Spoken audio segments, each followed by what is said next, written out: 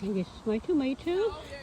When I first planted, I paid $2 and $1.40 for the little bush. Two of them, one died. And this one lived. Then I got 4 little red tomatoes. I ate those. Then it died down. Came back several weeks later. And then I got this one big one right here. And it's growing. This is the beginning of me doing my little garden. My Ascension garden. If you like this video, give it a thumbs up, subscribe to my channel, and I'll see you with more Ascension with Perception.